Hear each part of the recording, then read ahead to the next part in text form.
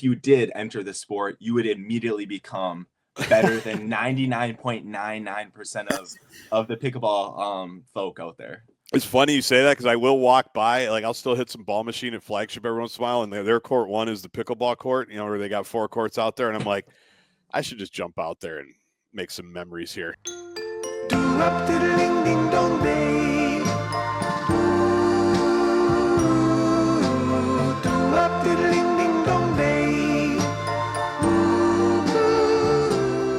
Good evening, friends of the podcast. We've got David here with Isaac.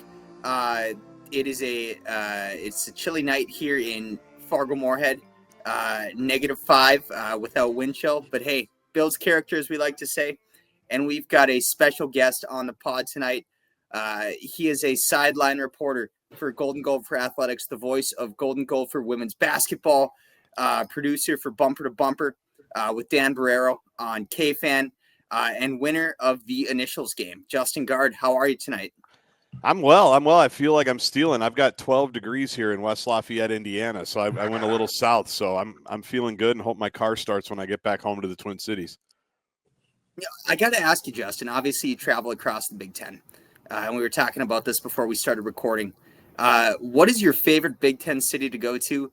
And I won't say what is your least favorite, but what is one that you just wish, there's some potential for? Oh, man. Yeah, I get this a lot. People always want to know because they want to go on road trips for football or basketball or just to see stuff. I think, honestly, they're all cool in their own way. That's one of the cool things about their job. Obviously, right now I'm going to say Los Angeles because it's -50 everywhere that we're talking. And being in LA a couple of weeks ago and being in 75 degrees and playing a couple of Big Ten games was pretty cool. So I'm glad that there's the expansion. I haven't been out. I've been to Seattle, not for anything professionally, just going out there to visit. Haven't been to Eugene or anything like that for Oregon. So I'm looking forward. We're going there for football next year and women's basketball. We go to both of those schools, but they're all cool. They all have traditions. That's the cool part about college sports. Every town is proud of this pizza place or this burger place or this bar or this restaurant, this pregame spot. So they're kind of all fun. All the arenas that I get to go to, they all kind of have their own charm. Like Indiana's awesome at Assembly Hall. Mackey Arena, where I'm going to be tomorrow, is awesome. Chrysler Center in Michigan. They're all great, honestly. So it's cool. It's a real thrill to be able to get to all of them.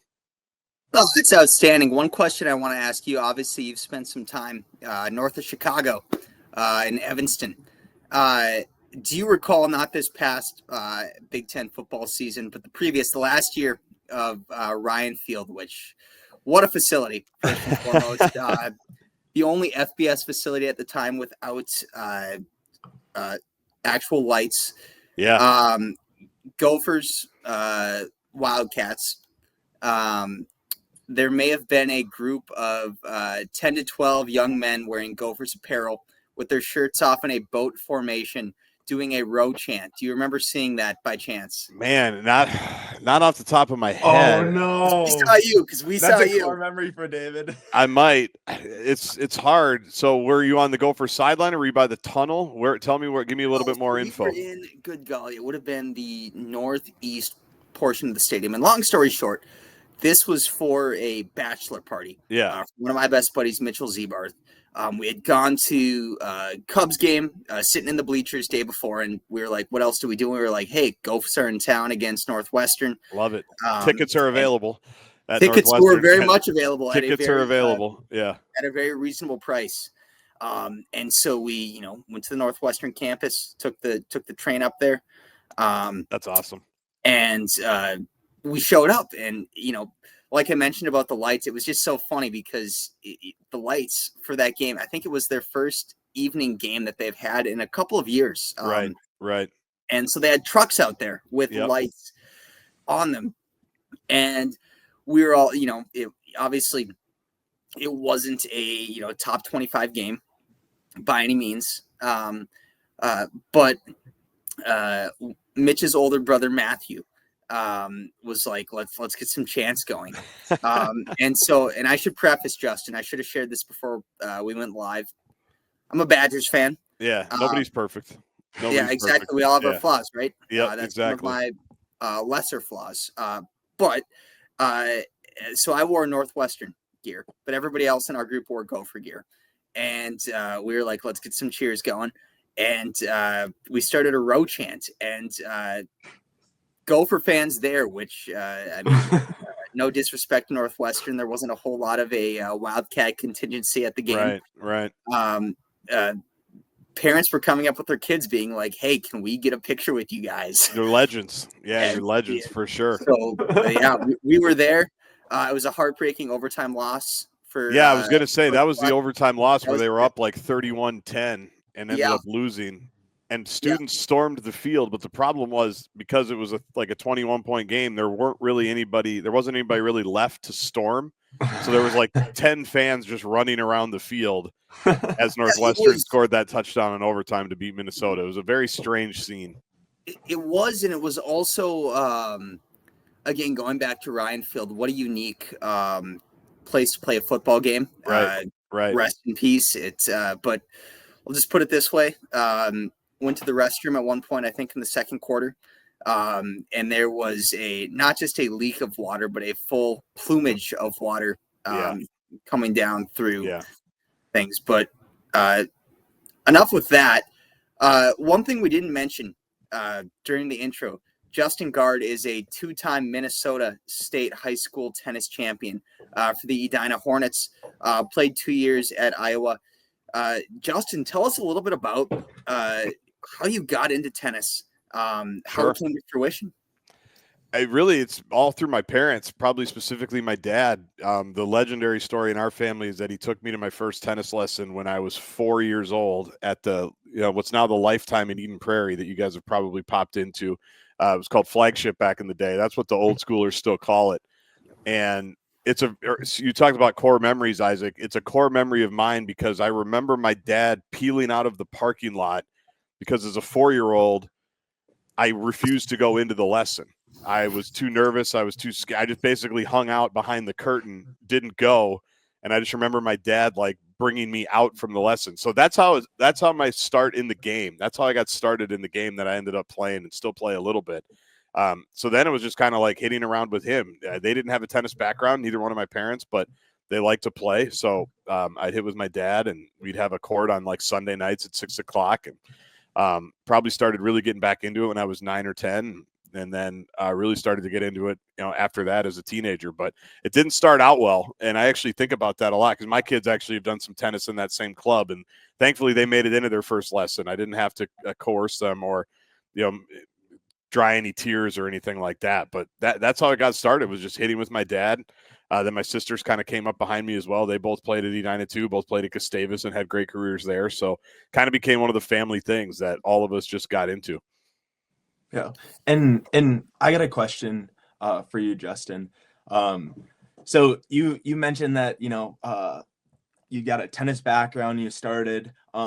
Did they have a similar USTA format back when you played during your high school days for like point system and like doing orange ball for like the national tournaments? I know you were, I predate all that stuff. It's funny. And my sister, who both of them now coach, like I always ask him, I say, if I went to be a tennis pro now, I would have no idea how to do it.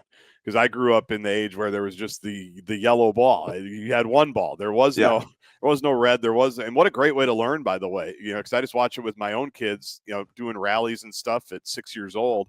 It's incredible. So no, the way I probably learned and the way I taught when I was a tennis pro for a few years, kind of in college and outside of college, it was the very static, everybody line up. I'm going to throw you like 3 in a row. You're going to step. You're going to break the glass. You're going to do all this stuff. Like that's how I grew up playing. Yeah. I'm sure that's how I learned, but there was none of that. No, it was all the yellow ball. And I think you guys would know because you've been in the game more recently, and David, obviously you're coaching it. Like I think it's a lot better now. I do think, especially with the way attention spans are, like, you have to keep the kids around. Like if my kids were just standing in a line waiting to hit 3 balls and then just go to the back of the line, I don't think they would like it all that much. And so that probably came 10, 15 years ago, basically right after I got done kind of coaching. Yeah. So I knew nothing about it. I think you're spot on. I think that, it was, I would say right around 2010 or so, it seemed like where the USTA really revamped kind of its structure.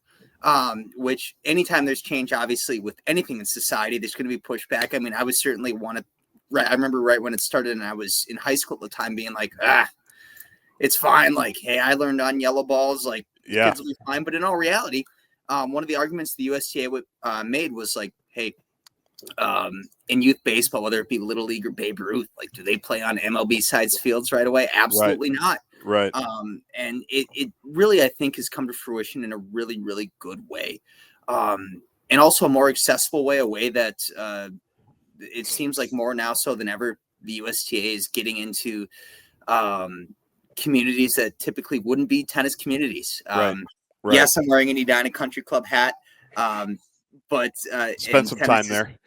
Oh, yeah, absolutely. Yeah. Well, we can talk about that. Yeah. But you're right, though. They're doing that with adults now, too, though, I heard, because of like how pickleballs come in. Like, I think it's a good way for adults to learn, because if an adult just wants to go pick up tennis, like, they probably don't want to roll out with a yellow ball and try to make it happen. Like, if they have a red or an orange and they can keep it in front of them and they have some type of hand-eye coordination or athleticism, like, it's immediately fun. It's immediately fun right there to be able to do that. So I think it's an awesome idea. I like hitting with the low compression balls at 42. It's a lot more fun for me. I feel like I'm better when I'm hitting with those because I never get to play anymore. So I don't want to be keeping up with the kids and the yellow balls. I want to play with the lower compression ones too. What are your thoughts on pickleball and its potential threat to tennis and its courts? Yeah, so I was on the USTA Northern Board of Directors when this was really coming in, and the whole thing was, what do we do about this? How do we respond?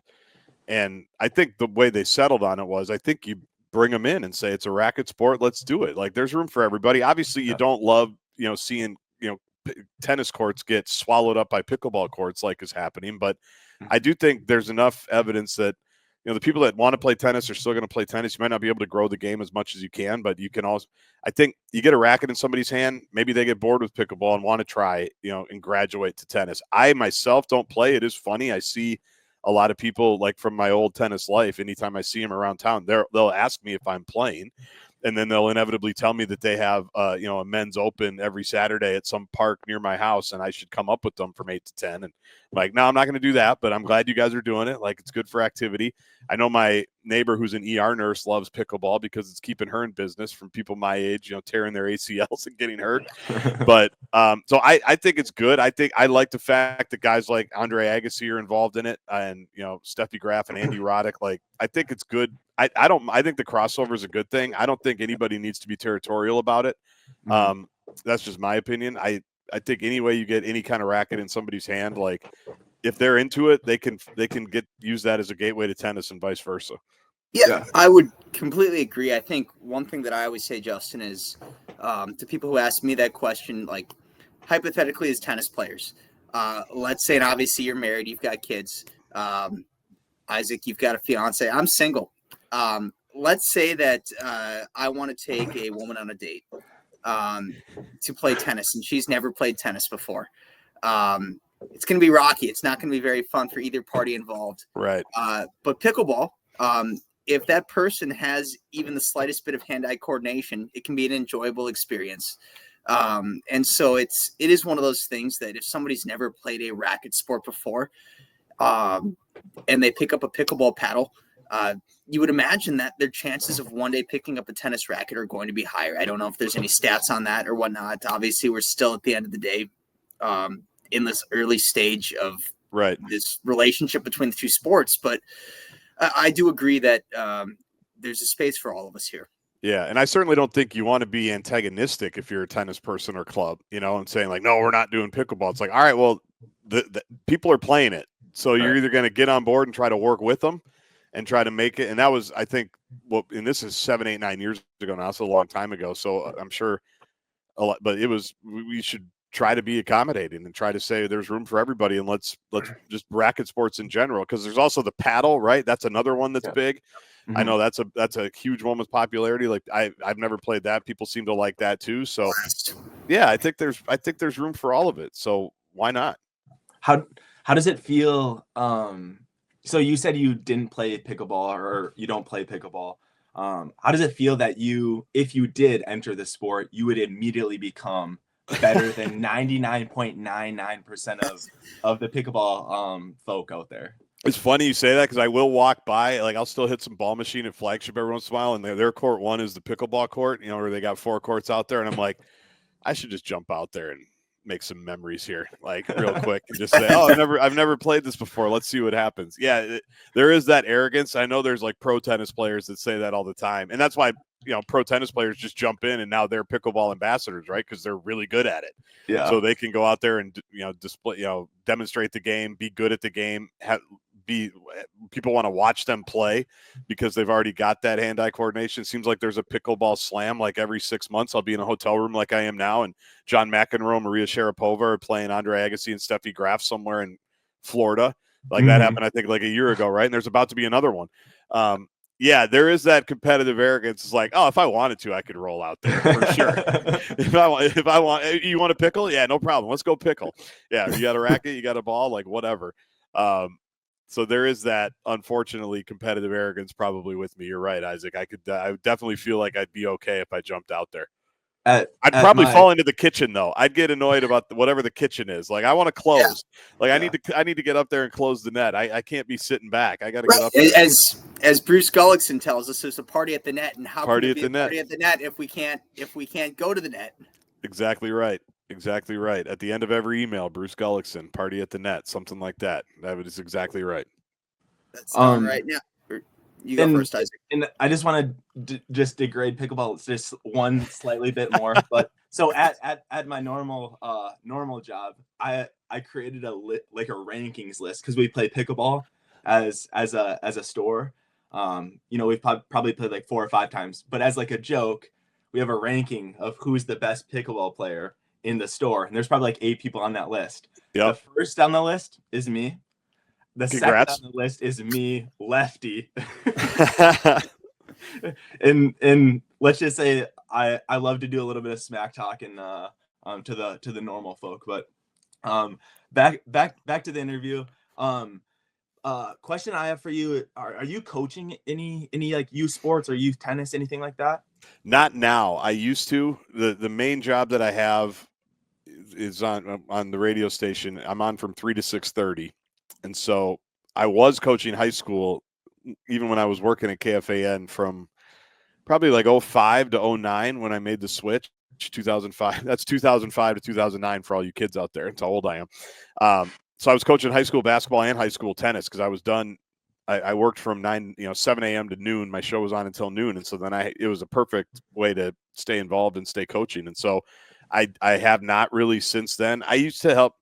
I would help every once in a while with, coaches that wanted help, or like I'd go to a team and, friends of mine that were coaching, and I'd work with a couple of their guys, but I haven't done that in a long time. I've coached my kids in some different things, like their rec league basketball and, different things like that, but nothing like I used to, nothing like my sister does now. She's the head coach at Edina for girls varsity. My other sister, Megan, was the St. Kate's coach until just recently. She was there for a really long time.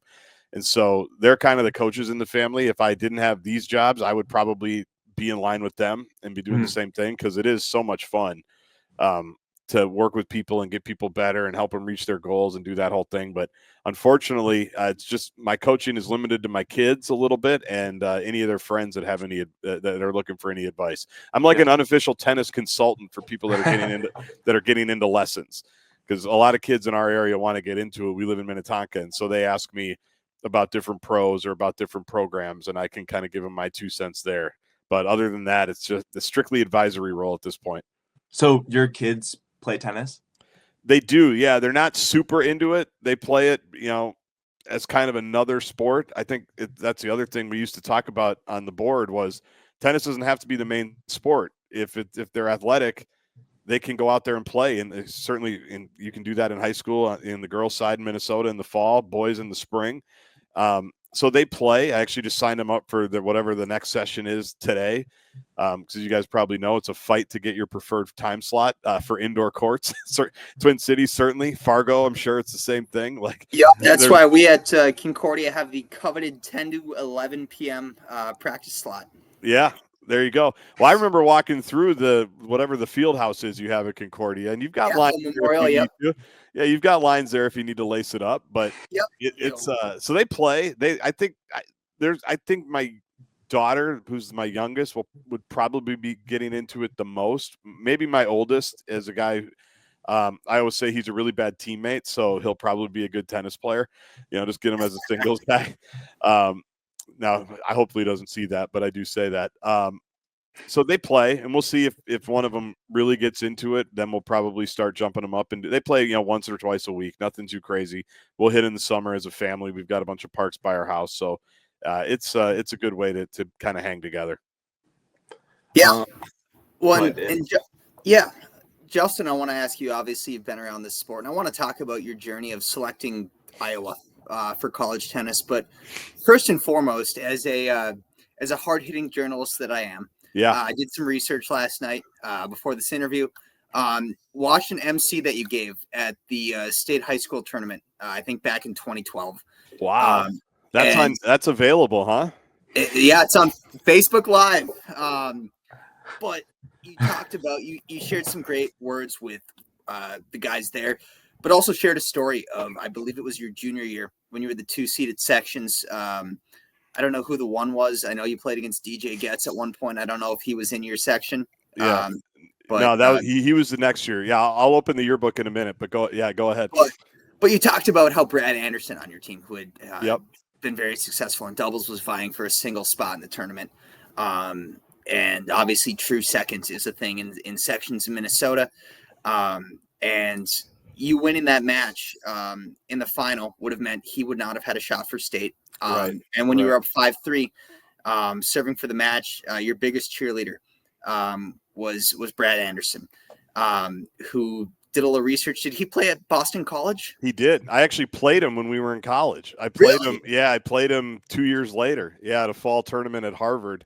I ended up playing him. Yeah, but he played at BC. Yeah, and he lives in the. Well, you have to know him, right? He's an ECC guy. Did you see him? Yes. Yeah, so Brad, like awesome guy. And yeah, that's cool that you watched that, because I've tried to tell that story a lot, because to me it just says a lot about him. And it really does. The fact that you share it too tells a lot about you. But I shared it last night with our guys at practice, because I think, to your earlier point, tennis is a sport. Oftentimes it's an individual sport, but in the college setting, in high school settings, there's this team aspect and balancing that dynamic. It's, we'd be lying. Like, it is different than basketball or baseball or football, but it still is a team sport in a sense in this dynamic. And I bring that up because I want to ask you, what do you see for the future of tennis at the high school level and collegiately? And how can we make it better? Because the reality is there's a lot of really good things, but also sportsmanship is, for lack of a better term, not great right now. Yeah, it's so funny. It's so funny you say that, because you guys know Eric Buderak, I imagine, right? Yeah. Obviously. So he's a friend of mine. We grew up together. He was a couple years older than me. And so we played all throughout.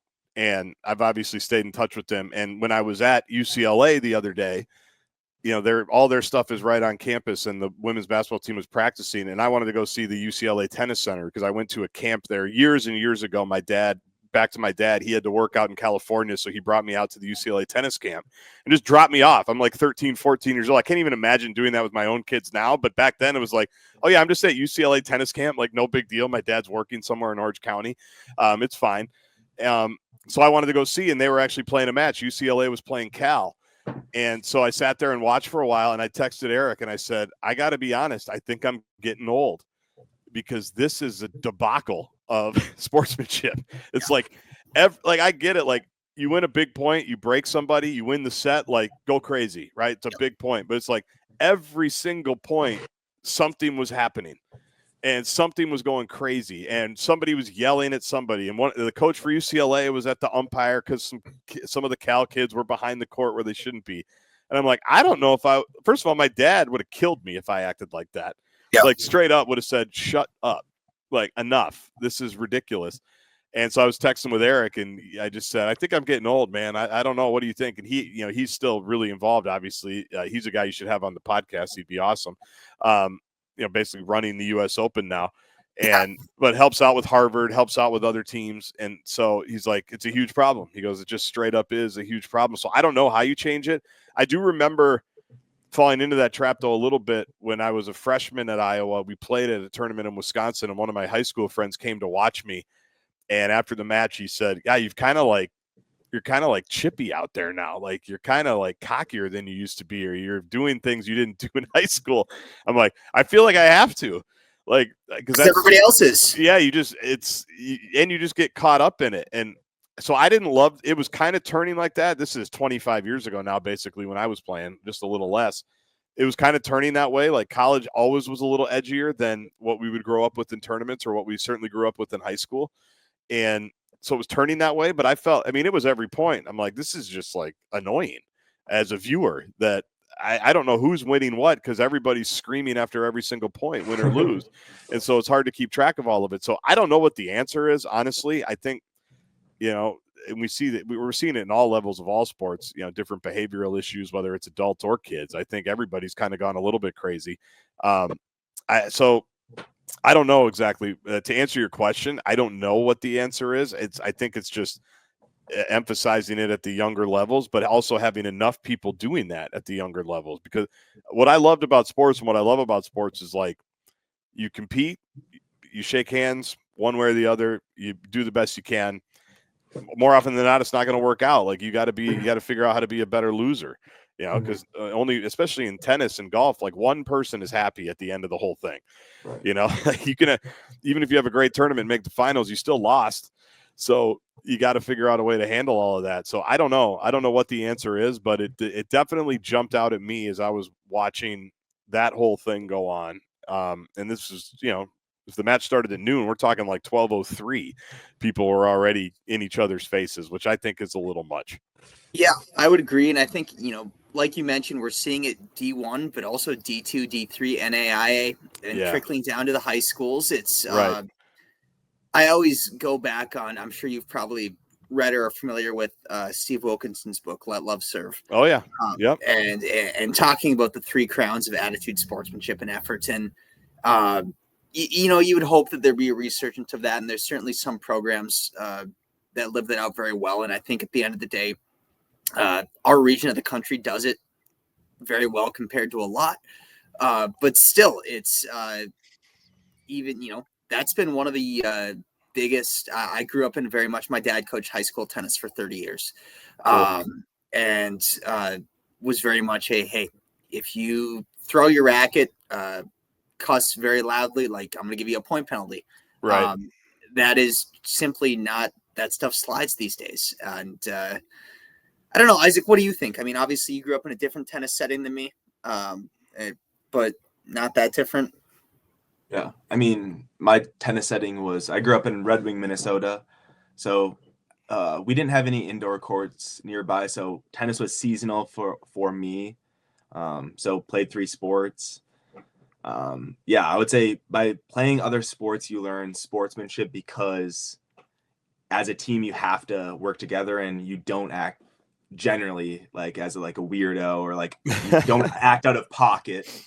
You're like within a team, because it gets disciplined. So like once you enter the individual sport, like tennis, you just kind of like maintain that mantra, or like that how you act, whatnot. So I don't know. I mean, it comes from, I had old school coaches too, like our high school coach, has been there forever. He's still there. Like I remember him saying, like, I'll defend you guys, or like I'll go to bat for you guys, but you got to act the right way. Like you have to be acting the right way. And we all respected him. So like I would never want to embarrass him, and David, I know you know Greg Wickland, who is like probably as impactful as any person on my life in tennis and in life, for better or worse. If anybody knows Greg, formed my personality, formed my viewpoints on a lot of things. But like he would say stuff too, is like, it's if I was, even getting down on myself, you go, what are you doing out there? Like he would say, why are you acting like that? There's no reason to act like that. And I just go, yeah, you're right.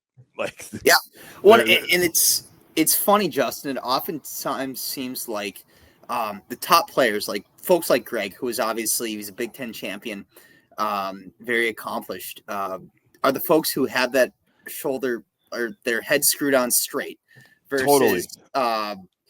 I played when I was in the cities. I was in an 8-0 league and a 9-0 league. I'm a 4-5 player, and some of the folks in those 8-0 league matches were the absolute worst when it came to sportsmanship. Yeah. And I've talked with folks about why would that be, and I think oftentimes it's because all three of us have had the luxury of playing college tennis and playing tennis at a perceived high level, whether it be D1, D3. Versus for a lot of folks who are just playing recreationally now as adults, it's their Super Bowl. And with that, I mean, I think it, again, goes back to starting it young and making it a norm. But enough about sportsmanship, as much as we love it. Justin, thank you for telling that Brad story, by the way. I was reminded that I'm glad you saw that, because I do try to highlight that as much as possible, because I mean, his season ended, and by the way, he could have won state. Like winning state, like you mentioned, like that's great. I did it. Like that was so fortunate with how you're playing at the time, what your draw. Like, I mean, there's 7, 8 of us that could have done that. It was just, and one of them could have been him. Like straight up, he could be a state champion. He was in doubles, and obviously with the team.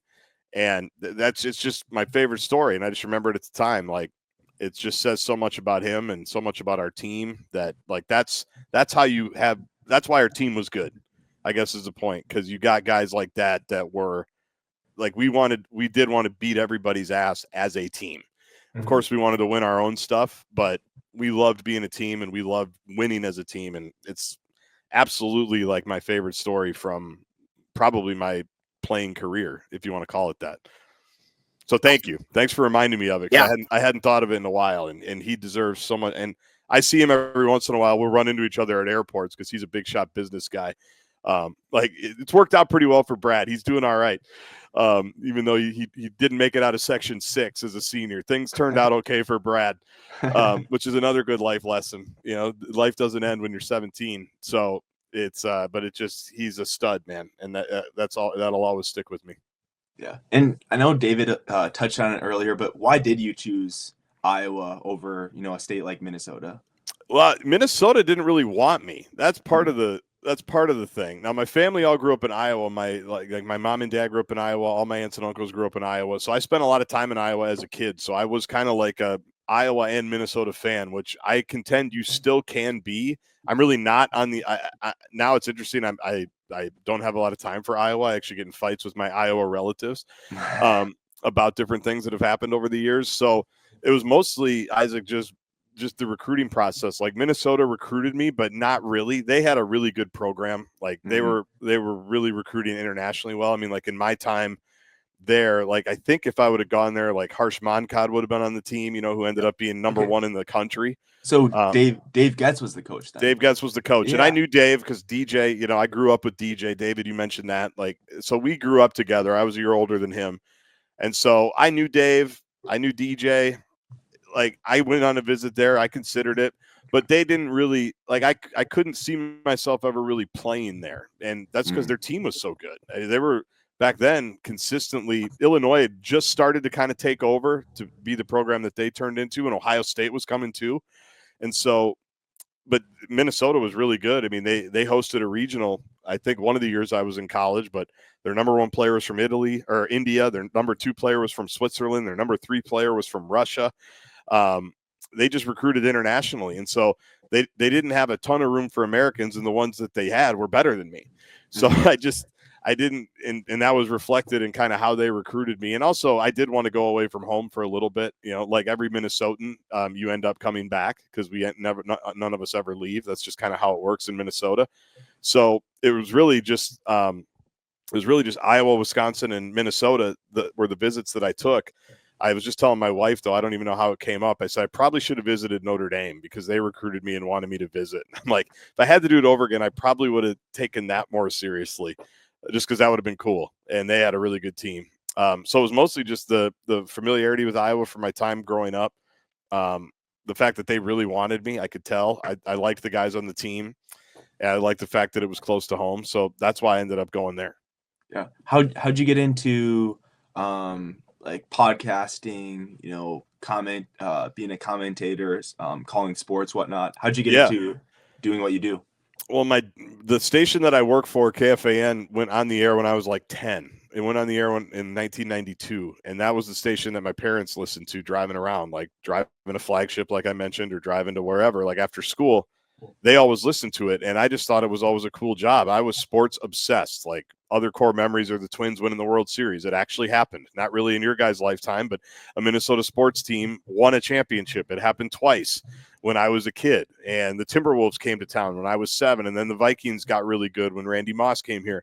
So I was always sports obsessed, and so the fact that you could talk about sports for a job, I knew what I wanted to do when I was 10 years old. Like, there wasn't any. When I went to games, I looked in the press box. When we went to big events, I looked in the press box. I read the paper every day because I wanted to know what people thought about it. Like, I was that kid. So really, when I left Iowa after 2 years, I got an internship at the Fan. I did everything I could to just get an internship where I worked, and then never left. Like, I've never had a job interview, really. I've never had to really, you should see my resume. My wife asked me about my resume the other day, and I said, it literally says, like, Edina High School graduate, University of Iowa, 2-time state tennis champ, basketball captain. Like, that's my resume to get my internship. Like, if I updated it now, it'd have a few more things on it. But so I was 10 years old and I knew what I wanted to do. And so I just found a way to get my foot in the door at the Fan. And when I started there, I was living at the U. I was actually trying to go back to school there, and just did everything I possibly could to make myself stand out. And I thought, an internship was supposed to be for like a semester. And thankfully that was 2003. And so we're here, 21 and a half years later, basically, and I've never left. But that was just because I had left college, not in like a good way, not like, hey, I'm moving home and I'm, turning professional in something else. It was like, no, my grades weren't good. I had to get out of there and was kind of lost. And so that gave me like a direction again, and just did everything I could to make myself functional for them. And 22-ish years later, we're still there. So it's worked out. Yeah, it sure has, Justin. And I got to ask you, you've gotten to, obviously, with Dan, and in your own right, gotten to interview a lot of cool people. Who would you put on your Mount Rushmore of interviews? I would imagine that Bill Walton, was it in 2022 when it was the I heard it live back in a couple years ago, but was rewatching it last night, and it was, hey, your name's Justin, right? It's not Dan. Yeah. That was cool. So that would happen at the Final Four. Because he worked for Westwood One, and we're a Westwood One affiliate, so that's who brings us out there. And so that started in 2010. We were in Indianapolis, and it was it was the highlight. If you've heard it, the guy was just magic. You didn't ask any questions. You just would let him sit down, and 10, 15 at the 2019 Final Four, it was actually about 45 minutes, like, because Dan was there too. And, we were the host city, obviously. And so, the people that are friends with ours at Westwood One basically blocked off a bunch of slots just for Dan and Bill to go off together in person. Because not all the time were they in person. Like, sometimes I'd be at the Final Four site and Dan would be back in the Twin Cities. Like, he only went, I think, to the first Final Four with me. So he's like, all those Final Four ones were good. Like the John Thompsons of the world, the old Georgetown coach was incredible. But yeah, the Mount Rushmore thing is hard because you get them. Like, for our show, like, we've also talked to a 9/11 tower survivor, who's one of only like 4 people to survive over the impact point in one of the towers. Like, that guy's got a story. We talked to a Holocaust survivor, on the 75th anniversary of Auschwitz. Like, we've just talked to some crazy people, man. And it's like, but then just like being around, like when I first started, like in the NBA, the Wolves were going to the Western Conference Finals, like being able to cover that as a 22-year-old and, interview Kevin Garnett, ask Kevin Garnett questions, interview Kobe Bryant, be around when LeBron was coming up. Like, it's like just crazy.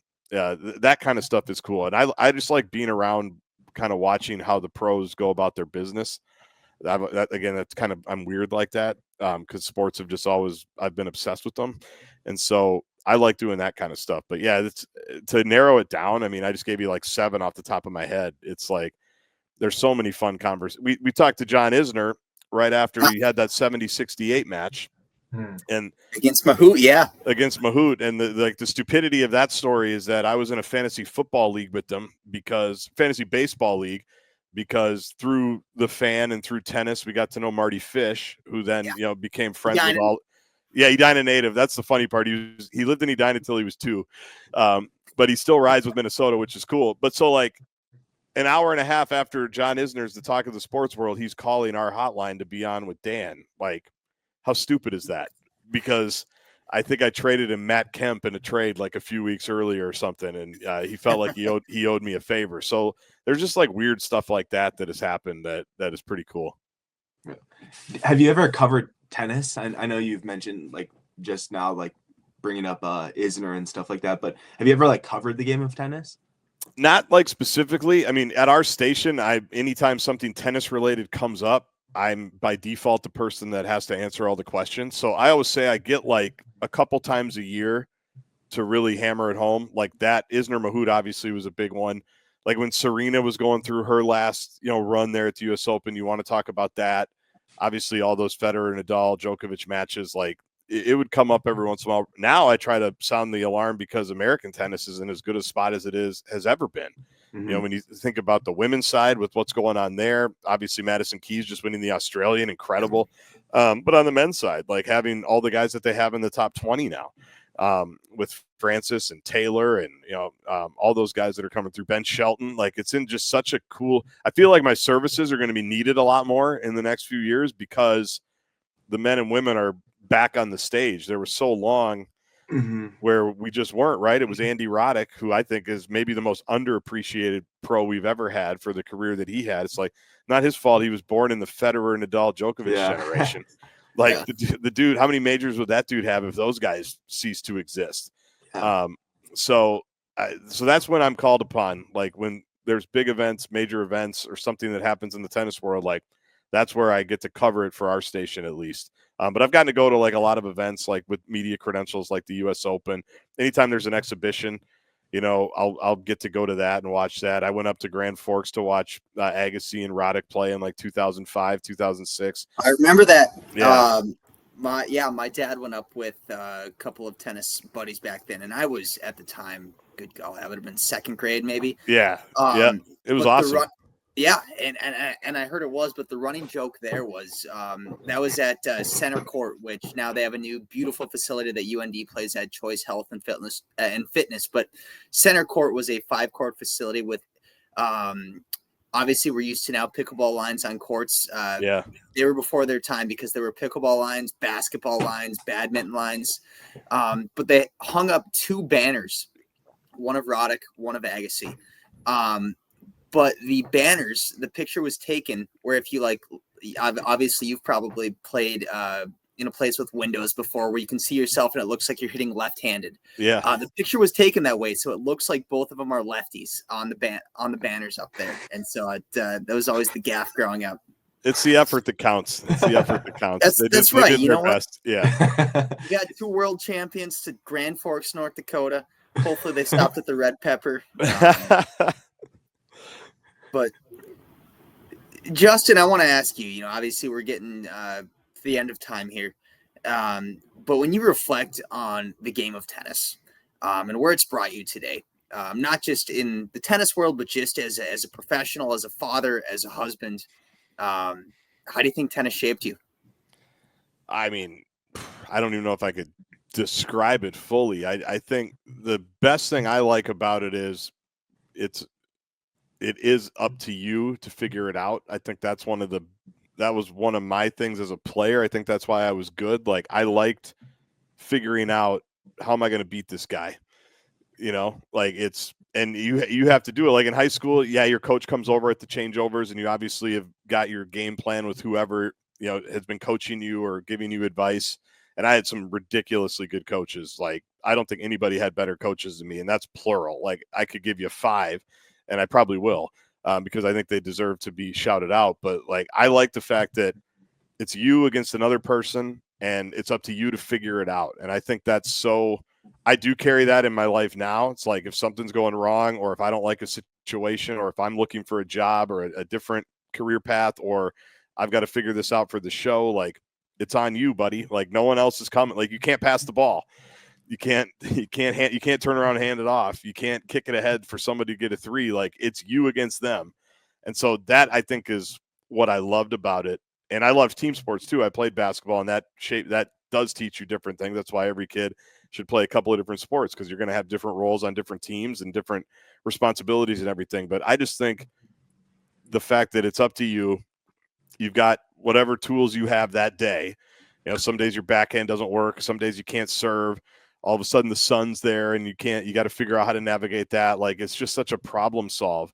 And I always loved that. And I think that has prepared me for a million different things in life that come your way, with work, with family, with whatever. And so that's probably the biggest reason. And just the other stuff that sports do is, you know, the goal setting. Like, I know now the big thing is just be your best every single day and then see where you end up.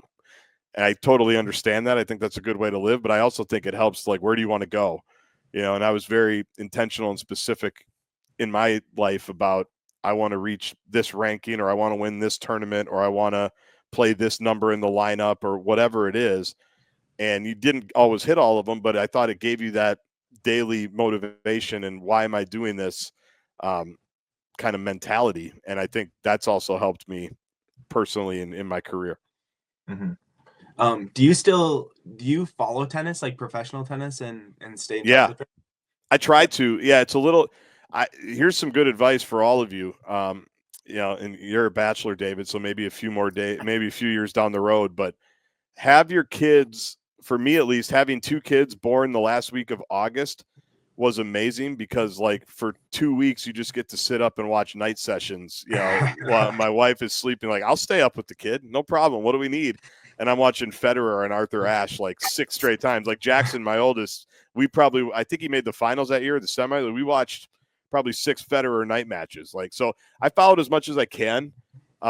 Obviously now with all the Americans, that I think we will see tennis kind of have another upswing, because you always want, you want people from your country. Like, people are going to, like, you look at what's going on in Italy right now with the Italians, like, that tennis is booming there. Well, no coincidence. They got the best player in the world who's suspended for 90 days, but that's a whole nother podcast. Yeah. But like, so I think, I follow it as much as I can. It's fun to see all the Americans, because we were talking about the USTA earlier. Like, they really did put a concerted effort into how are we going to find our next great champions. And they, you know, is all of it because of that? No, of course not. But they really did put together a really, I think, solid plan in place, building the center in Orlando, bringing people together, making them battle it out, compete.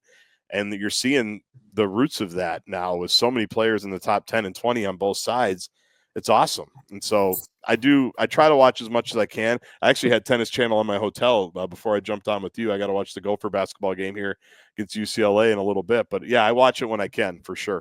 Who of those Americans do you think has the best shot to win a Grand Slam of the guys? Probably Shelton. His game is just so big, and he's so good already. Not really any of them can. I mean, Fritz, what a run he had. My wife and I were at the U.S. Open last year, and watching him, you know, a couple matches over Labor Day weekend. Like, I'm sure you guys watch Breakpoint, the Netflix show. Like, it's too bad that show's not on now, that Fritz and Tiafoe are like kind of in the continuum. You know what I mean? Because to see kind of how he went about his business in that show, I just really respected him. And he's obviously a worker. He's obviously a grinder. I think it's weird. This is going to sound weird, but I think the fact that he is like a good looking guy that does magazine shoots and his girlfriend's a big influencer, like, and Minnesotan local angle. Absolutely. I think that works against him. Like, I don't think people think he's like serious. I'm like, this guy's a grinder. Like, he's out on tour all the time. He's always trying to figure out how to win. So, like, I hope he gets one. I think he deserves it. It's just so hard with Sinner and Alcaraz. Like, there's so many guys that deserve it. So I'd say, but Shelton's game is just so big, and he's a lefty, which is obviously, it has a dynamic into of its own. Tiafoe, it's funny. It feels like he needs, if there were 8 majors a year, it feels like he'd win a couple of them, but there's only 4 because, and the other tournaments, like, he can't find that same level. It seems like, I think he needs the bright lights. He's one of those guys. So I'd probably say Fritz or probably Ben Shelton if I had to. I don't think that's going out on any kind of a limb. No, I'd say that's. I think we stand as well. And it's the only thing that comes to my mind when it comes to Shelton is, you think of the stereotypical American male player in the last decade where it's big serve, big forehand, nothing else has been the stigma. But with Shelton, I think there's so much potential in his game. Totally. Where he's going to continue to grow and become an all-court player. But again, it is tough when you've got Carlitos and Sinner. Will Zverev ever win one, do you think? I don't know. I mean, it's hard. Things have to go right? I mean, what's changed from when I was a kid is you had like random Grand Slam finalists. Like if you look at some of the guys Sampras played or Agassi played in the finals, there'd be a guy that's like 20th in the world that would just pop in and be a Grand Slam finalist because the big players would go out. They'd lose in the second round or they'd lose in the quarterfinals. Like the big three, and then with Andy Murray too, like what changed with those guys is like every week those guys were in the semis and the finals. Yeah. Like they never took any, and I'm obviously being hyperbolic, but like they'd go to Rome, they'd go to Monte Carlo, they'd go the whole lead up swing, they'd win those tournaments too. Like they just left like no room for anybody else. Like there was some random semifinalists and finalists back in my day, like growing up, and even more so go back another decade. Like now it's just like the top guys are so consistent and so good that there's just not a lot of room. Like you can't count on those guys going out early, and they get better as they go because they know how to do it. So it's so hard to beat those guys, especially in 5 sets. Like you always see it, don't you? Like first couple rounds of a major, like one of those guys gets pushed to 5 and they got to come back from a 2-set deficit. What inevitably happens is whoever's playing them just runs out of steam like midway through the third. Mm-hmm. So it's like an electric first 2 sets, and you're like, wow, is this going to happen? And then all of a sudden it's 4-0 in the third, and you're like, well, this guy's just hanging on. Like he might have to retire because it just takes so much physically and mentally you have to play well for 5 hours to beat those guys. Yeah. And you make one mistake, you're broken and it's over. It's crazy. I think it comes down to not that mental fitness and strength wasn't a thing back in the 80s and 90s and early 2000s, but I always think about on that topic of conversation. So long story short, when I was living in the Twin Cities, I worked for a sports psychology company and talked with some of our psychologists, and we were talking about that concept. And there was this notion that, at the end of the day, number 1 in the world and number 99 in the world on the ATP Tour, both players are going to have outstanding ground strokes, movement, great serves, things like that. But it is that mental capacity that is the reason that Federer, Djokovic, Nadal, and Murray were able to be that dominant. And that's kind of become the norm now, it almost seems like. It's true. And Djokovic just did a 60 Minutes interview within the last few years, and he basically, talked about that. It's like, I'm good at getting myself mentally where I need to be to just figure it out. And they just they don't lose many matches they're not supposed to. And so that's where it's hard for a guy who's 5, 6, 7, 8 in the world, which is insane. The guy's probably making $20 million on court every single year, and he can't win a major. Like that seems ridiculous, but that's just kind of the reality because these top guys are just so rock solid. Yeah. And Justin, thank you so much for coming on tonight, talking a little bit of tennis with us and talking to us peasants. You're really doing us a big one. Stop. Happy to do it. I enjoyed it. It's fun. And we would like to, as a thank you, next time you're up in Fargo Moorhead, we'll get you box suites to a Cobber men's tennis home match free of charge. I love it. Thank you very much. I'll take you up on that. We don't get up there as much as we used to. Once we had kids, we stopped kind of our yearly trips to Fargo, but we'll get back up in that neighborhood. We love going back up there. My wife still got some friends up there, so we try to get up there every once in a while. So we'll do our best. Maybe in the summer. Not sure now is when I don't like the drive, man, when it's the snow drifts and 94 is rough, and you guys know that's tough out there. Yeah, that's builds character, we like to say. It does. My character's built though. I built the character from 20s to 30s, so I'm resting on my laurels there. But yeah, thanks for having me on, guys. I appreciate you, the interest, and look forward to seeing who you guys have on next. All right, thank you. Thanks, Justin.